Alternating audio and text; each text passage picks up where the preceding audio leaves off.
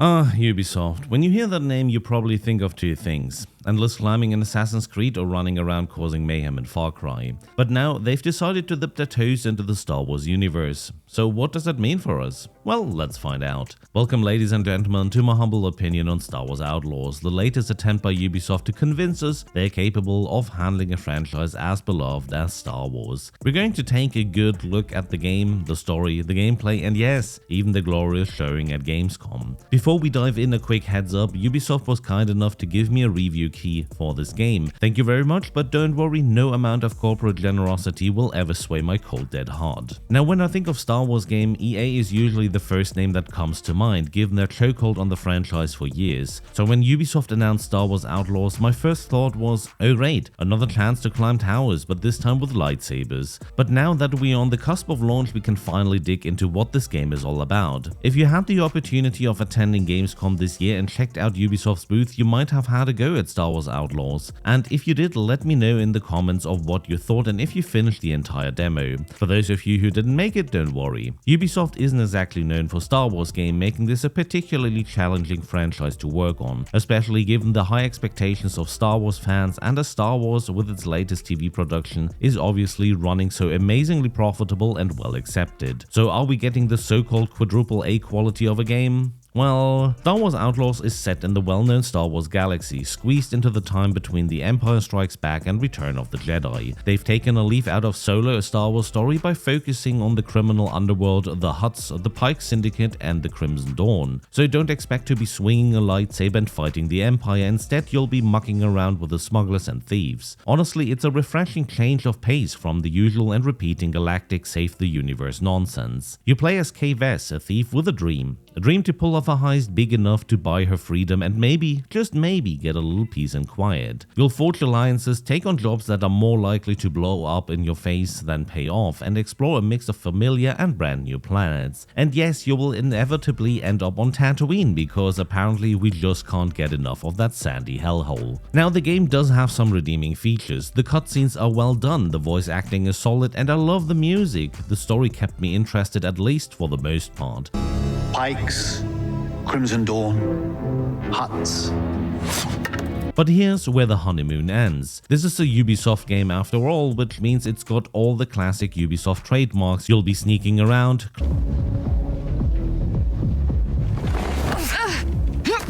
climbing walls, solving ridiculous jumping puzzles, and generally feeling like you've been playing this game before, because in many ways you sadly have. The influence of an Assassin's Creed game is sadly there, even though with a good coat of Star Wars paint keeping me invested. You do get to play around with vehicles though, like a speeder bike and your spaceship, the Trailblazer. But let me tell you, controlling that speeder bike is about as smooth as a broken roller coaster. It's a clunky, frustrating mess that brought back memories of Cyberpunk 2077, and not the good kind. Please, Ubisoft, if you're listening to this, have a look at these controls again. They really need a little bit more tweaking. Your trusty sidekick Nix is a cute little axolotl looking thing that can distract enemies, pick pockets, and do other minor tasks. He's basically there to sell plushies, and honestly, fair play to them for that. Nix is adorable. The minigames though, I like some of them but not all. The hacking as an example is alright, but if you enjoy rhythm games, you might get a kick out of hacking doors. If not, well, tough luck. Here again, Ubisoft could still work on these aspects and hopefully will. Some rhythm minigames were unnecessarily complicated, and especially the rhythm one has no real control for difficulty. Visually, the game looks great, cannot deny that. Ubisoft has made some improvements to the character models and facial animations since the early trailers, so I'll give them that, but don't expect miracles from the NPCs, who still look like they've seen a Force ghost of the Emperor. And if you're not a fan of the yellow paint that guides you to every climbable surface, you can thankfully turn it off. Welcoming change. But for every step forward, Ubisoft tends to take one or two steps back. For example, for an open world game, Star Wars Outlaws can feel linear at times, with mission structures that funnel you into the same old stealth and climbing routines. Obviously, you are a thief, and most likely I'm just touching the wrong missions. But salvaging some tech is mainly climbing, stealing from a syndicate is mainly crouch walking. Enjoyable are fights on open ground, taking cover, or fighting from a speeder bike, if there weren't these controls of that vehicle. The quest journal could use some love. If you have to step away from the game for a few days, good luck remembering what you were doing when you come back. The musical aspect stands out very well. Ubisoft managed to capture the wars and the star when it comes to music, with a fitting soundtrack to every situation. Let's come to the ways of promotion, and Ubisoft, you didn't do yourself a favor this time at Gamescom. For a 15 to 20 minutes demo, you have selected some of the most unappealing missions, I have to clearly say, and the visuals seem to lack the polish expected at this stage. I know you wanted to prevent people from doing screen captures, take photos or whatever,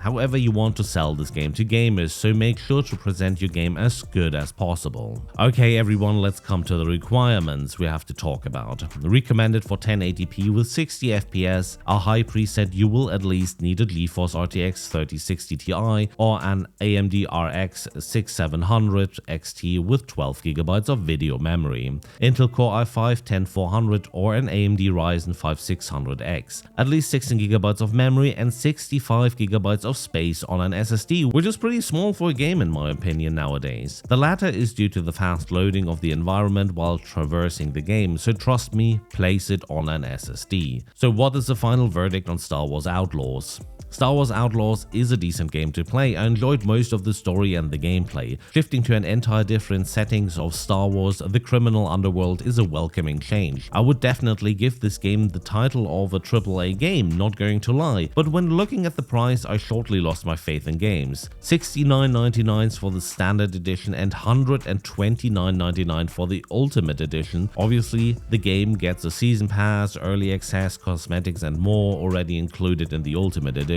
There are plenty of opportunities for you to spend your money if you have too much of it. It is also included in Ubisoft Plus though. Well, that's all I have to say for this game at the moment. Thanks for watching. Drop a comment of your thoughts about Star Wars Outlaws. Obviously, don't forget to like and subscribe, you know. Take care and see you on the next one.